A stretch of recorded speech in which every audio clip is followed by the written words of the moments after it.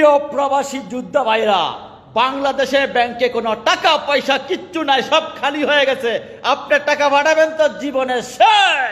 বিয়স প্রবাসীরা এখন মুখ খুললো ব্যাংক নিয়ে। প্রবাসীরা বলছে যে ভাইরা ব্যাংক এখন খালি হয়ে গেছে, ব্যাংকে আপনারা কখনো টাকা পাঠাবেন না।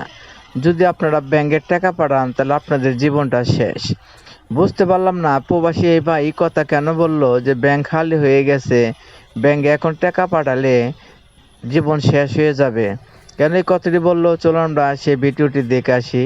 পুরো ভিডিওটি দেখবেন, ভিডিওটি খুবই গুরুত্বপূর্ণ। আর যারা আমার চ্যানেলে নতুন আছেন চ্যানেলটি সাবস্ক্রাইব করে বেল বাটন অন করে রাখবেন, আর অবশ্যই শেয়ার লাইক করে দিবেন, অন্যদের দেখার সুযোগ করে দিবেন। চলেন সেই প্রবাসী ভাইয়ের বলে চলে যাই যে উনি কেন বললেন যে ব্যাংক খালি হয়েছে ভাই, এখন কেউ টাকা পাঠাবেন না, টাকা পাঠালে জীবনটা শেষ। চলুন আমরা সেই ভিডিওটি দেখে আসি। বাংলাদেশে ব্যাংকে কোনো টাকা পয়সা কিচ্ছু নাই, সব খালি হয়ে গেছে।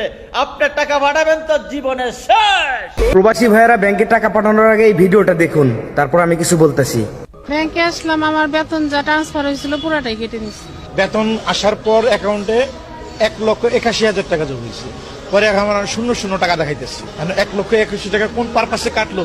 আমি সকালে জানতে পারলাম আমার অ্যাকাউন্ট থেকে 50,000 সামথিং টাকা কর্তন করা হয়েছে। আমার পার্সোনাল লোন আছে। টাকা উঠাতে আসছি বাচ্চা নিয়ে, এখন মানে ব্যাংকে কোনো টাকা নাই, 56 পয়সা দেখা। ওরে ফেরাউন, ওরে নমরুদ, তোরা কোনে আছিস? তোরা এসে দেখে যা, তোর বোন তোর জাত গোষ্ঠী এখনো বাংলাদেশে আছে। তারা একটু ধৈর্য ধরুন, আমরা প্রবাসীরা টাকা বাংলাদেশে পাঠাবো, আমরা ব্যাংকে জমা করে রাখবো না। এখানে জমা করে রাখলে আমাদের কোনো লাভ নাই। প্রবাসীরা যে চলমান কারফিউ দিয়েছে, কারফিউটা শেষ হলে টাকা বাংলাদেশেই যাবে। ও জোনায়েদ কাকু, বেতন পাইছি, বেতন দেখছো, রেমিটেন্স পাইছি, রেমিটেন্স ব্যাংক খোলার আগে রাতে 10টা পর্যন্ত।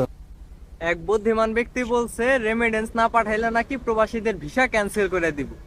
তে ভাই, তেমন রেমিটেন্স বাংলাদেশে পাঠাবো না, দরকার হলে বাংলাদেশে যায় গাছ কেটে খাবো।